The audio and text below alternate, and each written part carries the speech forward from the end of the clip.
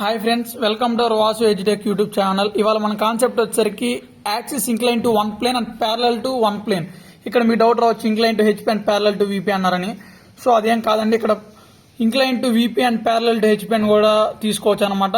కానీ నేను ఇక్కడ మనకు మెయిన్ ఎగ్జామ్ పాయింట్ ఆఫ్ వ్యూలో అడిగే క్వశ్చన్ ఎలా ఉంటుందంటే axis incline to HP and parallel to VP మీద 80% ఆఫ్ ద క్వశ్చన్స్ అనేది అడగడం జరుగుతుంది.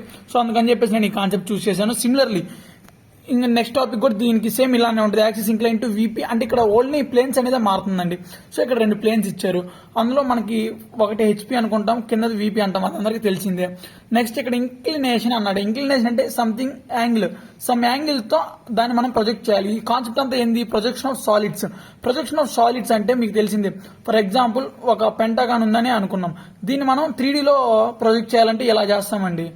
ఇప్పుడు ఈ ఎడ్జెస్ అన్ని కలిపితే ఇది ఒక 3D ఫామ్ అయింది అనమాట. చూడండి, 1 2 3 3D. దీన్ని ఇలా ప్రొజెక్ట్ చేయడమే ప్రొజెక్షన్ ఆఫ్ సాలిడ్స్ లో. ఇప్పుడు ఇందులో ఒక part axis incline to HP and parallel to VP. దీన్ని మనం ఎలానో చూద్దాం. ఇక్కడ ఫస్ట్ ఇక్కడ ఇచ్చిన ప్రాబ్లం చూసినట్లయితే ఈ hexagon pyramid with 30 mm base అన్నారు. ఫస్ట్ హెక్సాగన్ తీసుకోవాలని తెలుసు. ఎంత లెంత్ తీసుకోవాలి అంటే 30 mm సైడ్ అని కూడా తెలుసు మనకి.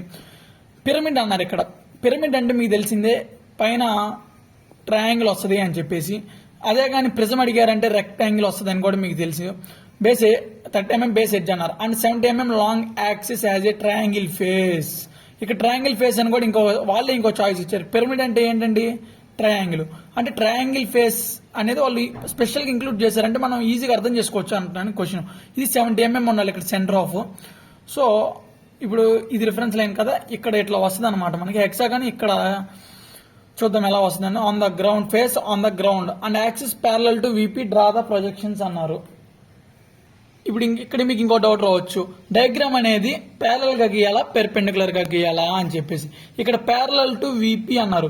సో ప్యారలల్ టు విపి అన్నారు కాబట్టి ఇది కిందది విపి అండి. సో ఇప్పుడు డయాగ్రామ్ అనేది ఇలా వస్తుంది అనమాట మనకి. చూడండి ఇలా. ఇప్పుడు దీన్ని మనం ఇట్లా ప్రొజెక్ట్ చేస్తే ఇలా వచ్చింది పైన. ఆ నెక్స్ట్ దీన్ని face on the ground axis parallel to VP, draw the projections అన్నారు. సో దీన్ని మనం ఎలా చేస్తామంటే ఇప్పుడు ఏదైతే ఉందో దీన్ని మనం ఇక్కడ ఇట్లా కొంచెం స్లైడ్ చేస్తాము సంథింగ్ యాంగిల్ తోటి. అది ఎలా కూడా నేను మీకు ఎక్స్ప్లెయిన్ చేస్తాను. స్లైడ్ చేసిన దాని నుంచి వచ్చే ప్రొజెక్షన్స్ తోటి ఇక్కడ ఒకటి మనకి 2 హెక్సాగాన్లు వస్తాయి అనమాట. ఆ 2 హెక్సాగాన్లు కూడా ఇలా మనం కలిపితే ఎడ్జెస్ అన్ని ఒక 3D షేప్ అనేది ఫామ్ అవుతుంది. అదే ప్రొజెక్షన్ ఆఫ్ సాలిడ్స్. అది ఎలానో కూడా ఇప్పుడు మనం చూద్దాం. ఇక్కడ ఇప్పుడు మనం చూసినట్లయితే ఫస్ట్ రిఫరెన్స్ లైన్ అనేది తీసుకున్నాము. చూడండి ఈ విధంగా ఫస్ట్ రిఫరెన్స్ లైన్ తీసుకున్నాను. ఇది హెచ్పి హారిజాంటల్ ప్లేన్, ఇది వెర్టికల్ ప్లేన్. ఇప్పుడు మనం ఒరిజినల్ డయాగ్రామ్ అనేది డ్రా చేస్తున్నాం అనమాట. సో ఫస్ట్ అడిగిన విధంగా వాళ్ళు ఇక్కడ 30 mm అన్నారు. మనం ఇక్కడ రఫ్ స్కెచ్ చేసుకున్నాం, ఎందుకంటే ఈజీగా అర్థం కావడం కోసం అని చెప్పేసి. నెక్స్ట్ మనం ఇక్కడ ఎంత డిస్టెన్స్ అయినా తీసుకోవచ్చు అండి. ఇక్కడ నుంచి ఇక్కడ మీ దీనికి కానిచ్చి అయినా తీసుకోవచ్చు, ఎంత తీసుకోవచ్చు. సో నేను ఇలా తీసుకుంటున్నాను. 30 mm అన్నారు అంటే 3 cm అనమాట. ఇలా తీసుకున్నాక దీన్ని హెక్సాగాన్ అడిగారు కాబట్టి 60 degrees అనమాట అండి. మనకు తెలిసిందే 60 degrees ఈచ్ ఎండ్ దగ్గర 60 degrees తోటి. చూడండి ఇలా నేను ఎలా చూస్తున్నాను అలా 3 cm మార్క్ చేసుకోండి. ఇలా మనం ఎవరీ 60 degrees కి అలా చేసామంటే వస్తుందండి. ఇక్కడ దీన్ని ABCDEF అనేసి మీరు నేమింగ్ ఇవ్వండి. కింద మనం డాష్ లేకుండా ఇస్తున్నామంటే మీకు ఎందుకో కూడా తెలుసు, వీపీలో ఇచ్చేటన్నింటికి నార్మల్ నోటేషన్ ఇస్తాము. అదే హెచ్పిలో ఇచ్చే వాటన్నిటికి కూడా డాష్లతో మనం నోటేట్ చేస్తాం అనమాట. దీన్ని ఇలా ప్రతి పాయింట్ కూడా మనం ఇలా పైకి ప్రొజెక్ట్ చేయాలి రిఫరెన్స్ లైన్ దగ్గరికి. ఇలా ప్రొజెక్ట్ చేసినాక ఇప్పుడు మన అసలైన టాపిక్ అనేది ఎక్కడి నుంచి స్టార్ట్ అయ్యింది అనమాట. ఇక్కడ పిరమిడ్ అడిగారు అంటే మీకు తెలిసిందే ట్రయాంగిల్ వస్తుందని. ఎంత లెంత్ తో అడిగారు అంటే 70 mm అన్నారు. సో ఇక్కడ మిడ్ ఇది ఓ కదండి, ఇక్కడ నుంచి 70 mm పెట్టుకోవాలన్నమాట. చూడండి మిడ్ పాయింట్ ఎప్పుడైనా కూడా అండి డాటెడ్ లైన్ తోనే మనం ఇండికేట్ చేయాలన్నమాట. సెంటర్ ఆఫ్ ది లైన్ అంటారు దీన్ని కూడా. రిఫరెన్స్ లైన్ లో మనం ఇచ్చిన డయాగ్రామ్ సెంటర్ అనమాట ఇది. నెక్స్ట్ ఇంకో లైన్ ఇలా డ్రా చేసుకుంటే మీరు ఇక్కడ ఓ అయితే ఇది ఓ డాష్ అండి. ఇప్పుడు నెక్స్ట్ వీటి నేమింగ్ ఇవ్వండి, A డాష్ B డాష్, ఎందుకంటే సేమ్ లైన్ మీద ఉన్నాయి. చూడండి next C dash F dash, C dash F dash, D dash E dash, D dash E dash అనమాట. ఇప్పుడు ఇంతవరకు అయిపోయింది. Projection axis incline to HP అన్నాడు, ప్యారలల్ టు విపి అన్నాడు. సో ఇంతవరకు ప్రొజెక్ట్ చేసాం. నెక్స్ట్ దీన్ని 3Dలో మనం డిస్ప్లే చేయాలి. 3Dలో డిస్ప్లే చేయాలి అంటే మీరు గమనించాల్సింది, మామూలుగా అయితే వాడు క్వశ్చన్లో ఒక సంథింగ్ యాంగిల్ అనేది ఇస్తాడు, 45 degrees కానీ 80 కానీ. మీరు ఒకటే గుర్తుపెట్టుకోండి, ఎంత యాంగిల్ ఇచ్చినా మనకి ఇదంతా ఫస్ట్ క్వాడ్రంట్ అంటే 90 degrees, 0 to 90 degrees లో ఉంటుంది కాబట్టి. సో 90 డిగ్రీస్లో ఎంత అని అడుగుతాడు. ఫర్ ఎగ్జాంపుల్ 45 నుండి 90 - 45 వేయండి. 45 ఇది ఎందుకు వేస్తున్నాను ఇప్పుడు ఫర్దర్గా మీకు అర్థమైంది అనమాట. ఒకవేళ 50 ఇచ్చాడు అనుకోండి, 90 - 50 రిమైనింగ్ ఎంత 50 డిగ్రీస్ అలా చూస్ చేసుకోండి. ఇక్కడ ఏమి ఇవ్వలేదు కాబట్టి నేను అది ఎందుకు అంటున్నాను అంటే వాడు 45 డిగ్రీస్తో ఒక యాంగిల్కి అంటే డ్రా చేయమని అనుకోండి, ఇక్కడ పెట్టి మీరు ఒక పాయింట్ 45 పెడతారు. నెక్స్ట్ ఇదే ఇక్కడ ప్రొజెక్ట్ అవ్వాలి అంటే మనకి ఇటు ఇంకొక యాంగిల్ ఉంటే కానీ దాన్ని ఇలా మనం చేయలేము అనమాట. ఎందుకు అంటున్నాను కూడా అర్థమైంది. ఇప్పుడు ఇంక రిమైనింగ్ ఎంత ఉంది 50, అప్పుడు మిగతాది ఇక్కడ 50 పెట్టి చేస్తారు. ఫర్ ఎగ్జాంపుల్ 60 అన్నారు అనుకోండి, 60 పెట్టి ఇక్కడ మీరు ప్రొజెక్ట్ చేస్తారు ఇలా. ఆ నెక్స్ట్ 90 - 60 అంటే 30 డిగ్రీస్. 30 డిగ్రీస్ దానికి ఆపోజిట్కి ఇంకొక లైన్ ఇట్లా డ్రా చేస్తాం అనమాట. అంటే ఇక్కడ చూస్తున్నాను చూడండి, ఇది రిఫరెన్స్ లైన్ అయితే సంథింగ్ ఇది ఒక డయాగ్రామ్. ఇలా వచ్చాక ఇక్కడ 60 అన్నారు, 60తో ఇట్లా చేసాము, నెక్స్ట్ 30తో ఇట్లా చేస్తాము. ఇది నేను అంటే ప్రిజం వచ్చినప్పుడు, సో ఇది ఇక్కడ ఇలా ప్రొజెక్ట్ చేసినప్పుడు నెక్స్ట్ ఈ విధంగా ఇది ఈ లైన్ ఈ అప్పర్ బౌండ్ ఈ రెండు కలిపి ఒక హెక్సాగన్ ఫామ్ చేస్తే ఇది కలిపి ఒక హెక్సాగన్, ఈ రెండింటిని కలిపితేనే మనకి 3D అనేది వస్తుంది అనమాట. అదేవిధంగా ఇక్కడ కూడా ఏమి ఇవ్వలేదు కాబట్టి నేను 45 అనుకుంటున్నాను. లేదంటే మీరు ఫర్ ఎగ్జాంపుల్ 60 30 తీసుకోండి, మీ ఇష్టం అది ఎలా అయినా. నేను 45 తీసుకుంటాను అనమాట. ఫస్ట్ ఒక పాయింట్ అనేది చూస్ చేసుకోండి ఇచ్చిన లైన్ మీద. చూడండి నేను ఎలా చేస్తున్నానో అలా చేయండి. 45 డిగ్రీస్ ఇక్కడ ఈ 45 డిగ్రీస్ ఏదైతే ఉందో ప్రొట్రాక్టర్లో చూపించిన విధంగా నెక్స్ట్ స్కేల్ పెట్టి అదే పాయింట్ నుండి ఒక లైన్ అనేది మీరు డ్రా చేయాలి. ఈ లైన్ అనేది డ్రా చేసినాక ఇప్పుడు 90లో 45 తీస్తే ఇంకో 45 మిగిలిద్ది అనమాట.